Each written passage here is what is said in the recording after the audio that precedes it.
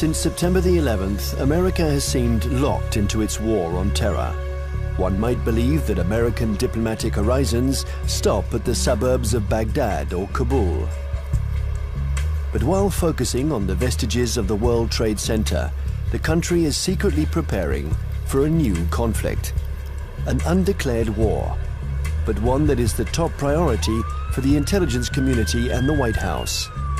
Ahead of Al-Qaeda, more important than the quagmire in Iraq, the Chinese threat, America's new war.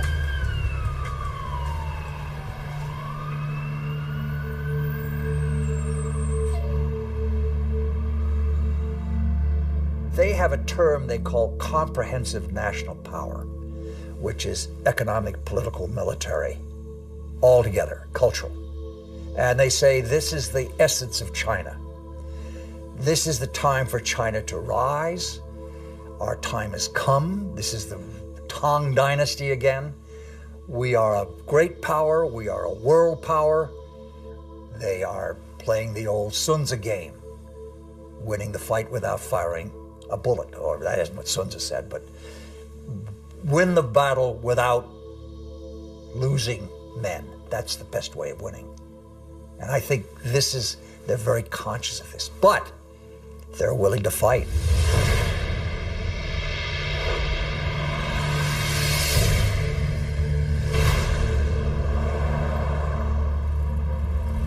The world will, run by three first-class countries. One is USA, United States of America. Another is USE, United States of Europe. Then the Greater China. At this point, at the current point, I think the possibility to see a USE is very slim.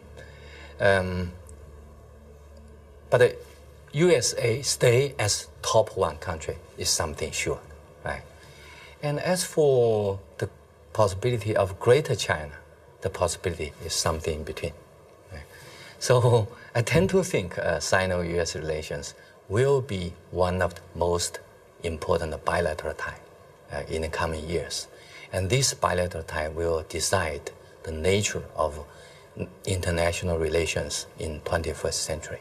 If this bilateral tie is confrontation-oriented, then the whole 21st century will be bound by confrontation.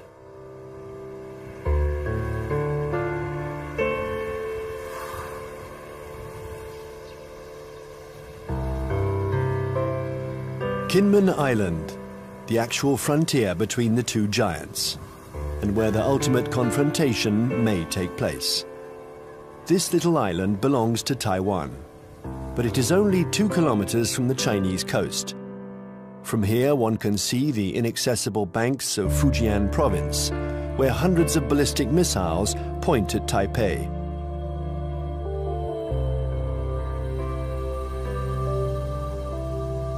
"24 hours a day, for 60 years, Taiwan has been watching Communist China. This island, regularly threatened by Beijing, has been bombarded thousands of times. It has never surrendered. America has sent a message to Beijing. The fall of Kinmen would lead to a direct confrontation. We're in the Strait of Taiwan. It's here that a military clash might one day break out.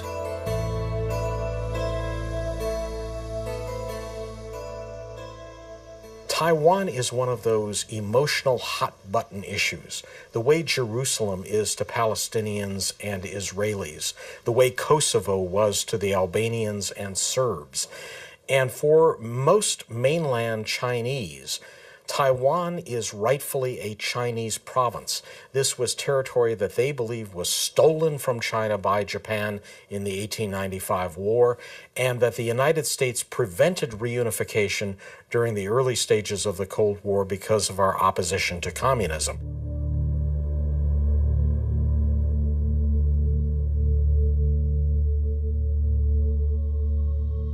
In 1996, here in the Straits of Taiwan, China and America engaged in their biggest military standoff. The ongoing elections in Taiwan annoyed the regime in Beijing, so the Chinese army decided to launch huge military maneuvers to test the Americans' reaction.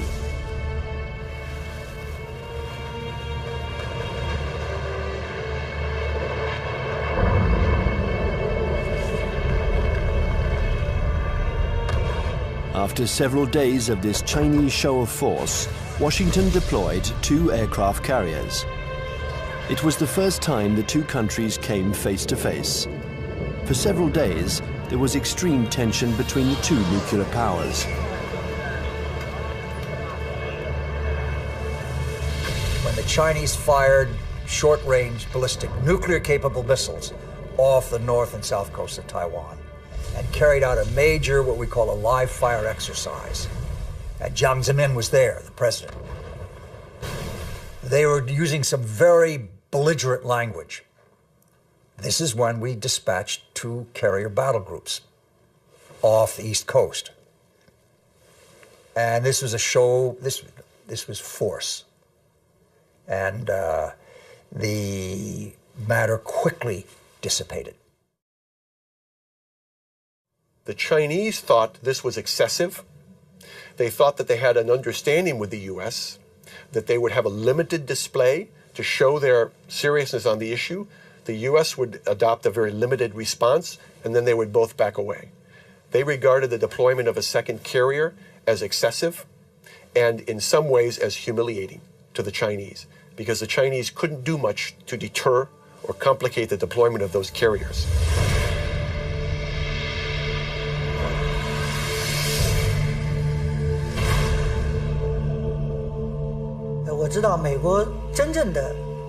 I know this story well, and I can tell you that the truth is very different from the American propaganda.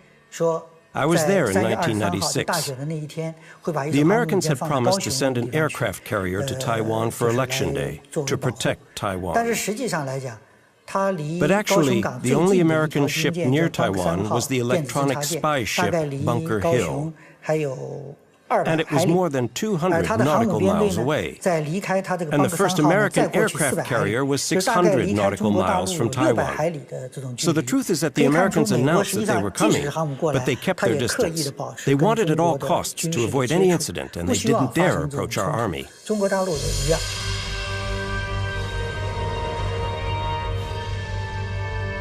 Even if the Americans didn't take much of a risk, in the eyes of the world, they reaffirmed a sacred principle of their foreign policy. They support Taiwan. And they will continue to do so, regardless of China's growing power.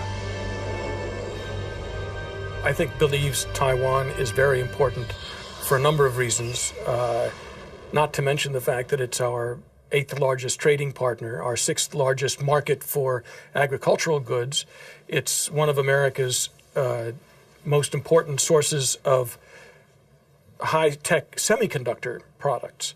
Even though they're imported to the United States via China, they're made in Taiwan. But that, of course, isn't the only thing. The real reason I think America has a commitment to Taiwan is because Taiwan is a democracy. It is, in fact, the most vibrant and dynamic democracy in East Asia. And it's a democracy that came to fruition under the pressure of the U.S. government, primarily the Congress, after 40 years of very tight authoritarian rule by a regime that came from mainland China. I think, however, the real reason that the United States, especially the Pentagon, is so concerned about Taiwan is that it has been a very strong defense and intelligence partner for the last 50 years, including the last 30 years since the breaking of relations with the Republic of China and Taiwan. We have still maintained a very strong defense relationship and a very strong intelligence collection relationship with Taiwan. I would say the United States is committed to Taiwan. This goes back historically a long, long way. World War II, we were there. And we were looking for a strong, unified, democratic China. Well, we got 2/3 of it. Strong and unified, not democratic. Now we're calling China a responsible stakeholder. We've got half of it. We've got a stakeholder, but not a responsible one yet. The U.S. feels that we have an obligation, legal, moral, to Taiwan, that we cannot stand idly by and let this be taken over by what looks like an authoritarian, communist-influenced power. This cannot be.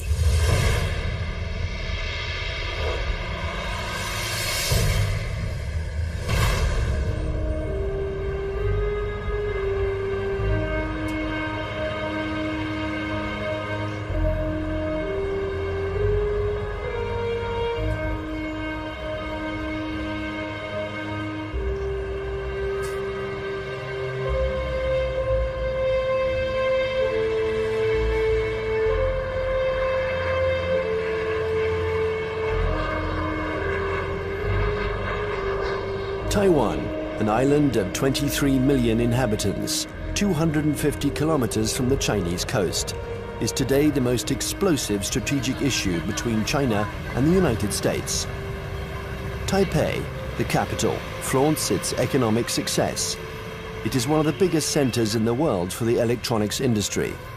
A modern city, free, young, and always noisy. In 1895, Taiwan was invaded by Japan. 50 years later, after the Japanese defeat, peace treaties returned the territory to China, a China which was then in the midst of a civil war between Mao's communists and Chiang Kai-shek's nationalists. When the battle turned in Mao's favor, General Chiang Kai-shek, aided by the Americans, took refuge in Taiwan with his soldiers.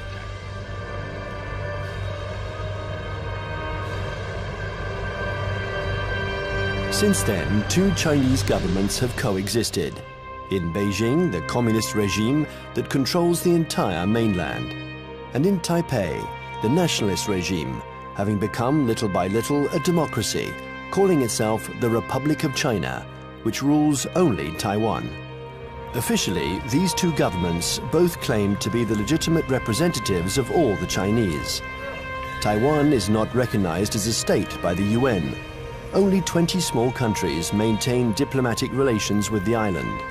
A fragile independence, while Beijing still considers Taiwan as the 23rd province of the People's Republic, a rebel province that the regime intends to reunite with the motherland.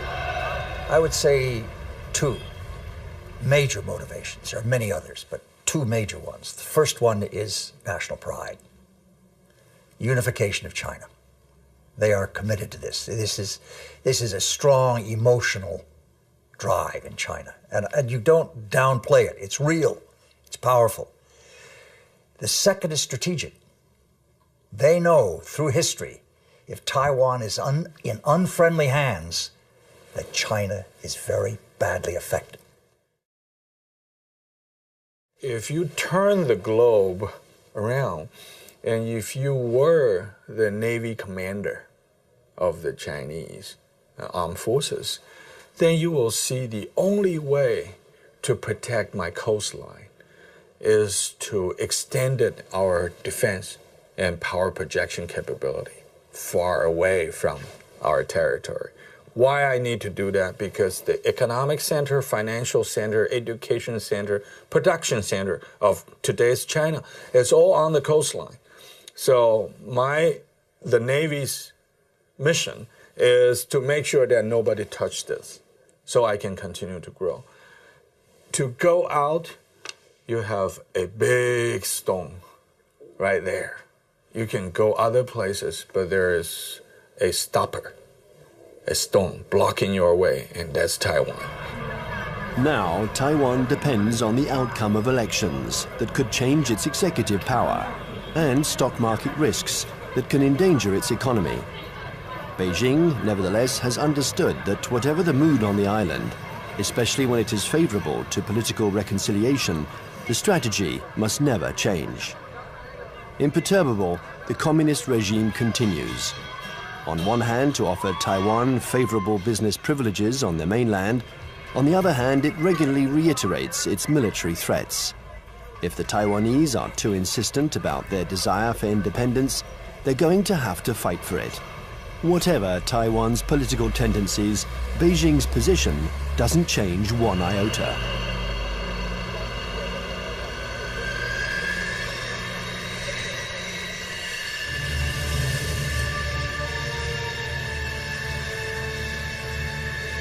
A freeway in the middle of the island of Taiwan. In a few minutes, it has been transformed into a landing strip. The population watches this military exercise. They're used to it. French Mirage 2000 and American F-16 jets land and take off with an enormous roar.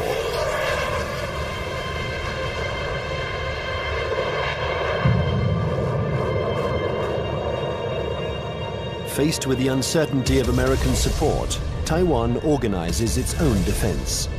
Everyone knows that the airports will be the first target. Strategists on both sides of the strait affirm that the war will first begin with an air battle.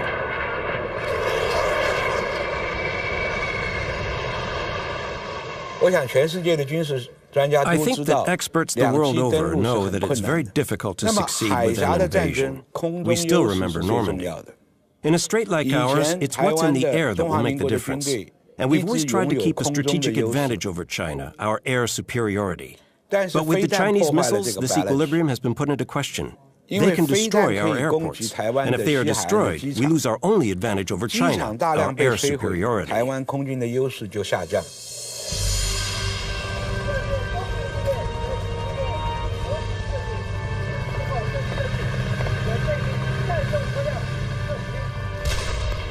Taiwan's military power is concentrated in its air force, but also in special ground forces. They are training to face the Chinese People's Liberation Army. In the event of a conflict, they expect elite Chinese troops to parachute onto the island to attack strategic targets. Every Taiwanese people here knows that when the war comes, Taiwan is going to take the first bullet. We are going to take the first bullet, and probably we're going to take the bullets continue for about 2 weeks until a month, until that the United States coming. And there's no way that U.S. will come here to fight a difficult fight.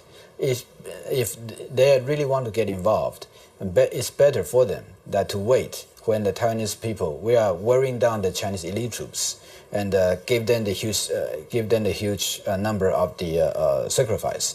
And then the U.S. can come in and clean out the battlefield and win an easy fight. Everybody in Taiwan knows that.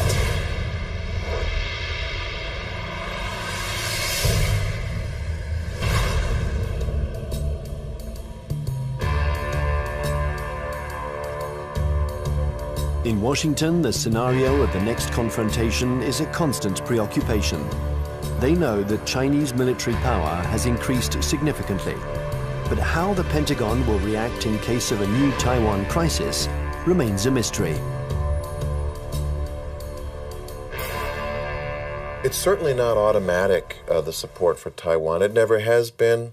The United States has always maintained a policy of so-called strategic ambiguity, in which neither Beijing nor Taiwan can know clearly what the U.S. response might be under any given set of circumstances. I think that 10 years later, from 1996, the missile crisis in the Taiwan Strait, to 2007, we would approach the Taiwan issue with a little bit more caution. We would approach the Taiwan issue with a lot more caution. What this means, I think, is that we would be probably resupplying Taiwan by air. We probably would put a active duty military contingent on Taiwan rather than risk putting our ships in harm's way. Coming away from this crisis, the U.S. has concluded that I think there's been problems in what they've concluded. The U.S. has concluded that the Chinese were somewhat intimidated by the U.S. deployments, and that in fact they now know the U.S. is very determined to use force, if necessary, to ensure peace and stability in the Taiwan Strait. In fact, however, I don't think the Chinese were all that intimidated by the deployment of the carriers. What they were is it strengthened their resolve to acquire capabilities so that they won't be intimidated in the future.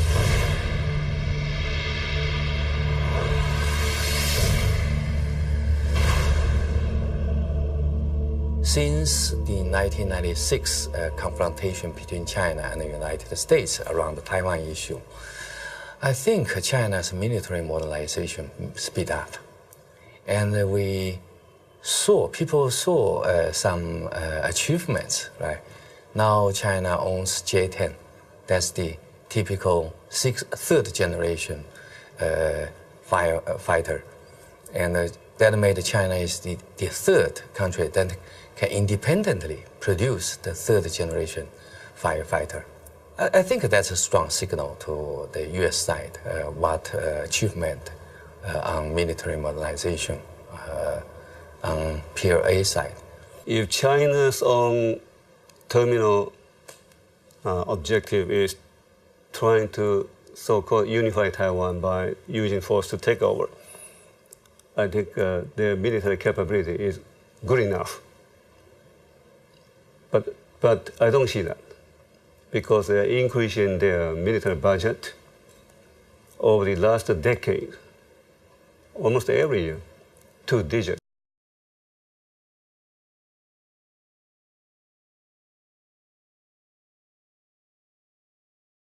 And their budget is not transparent. Some observers calculated, they said, well, in fact, the real number could be triple or double the current budget that they made it public. So why they are doing it? They even, for instance now, they even try to show off they have the capability to destroy the satellite circling around in space. Why they did it? Because they want to show to the rest of the world that we are capable of one day becoming a superpower, maybe overtaking the United States.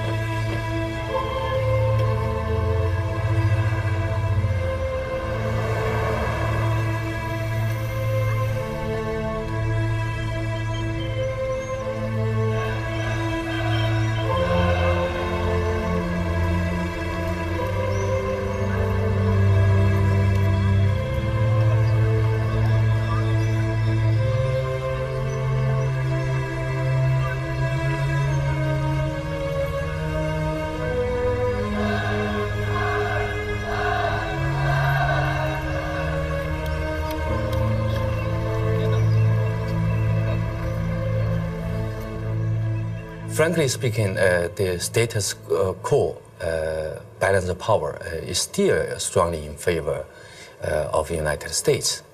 But the situation of balance of power is under change. And I think time is on China's side.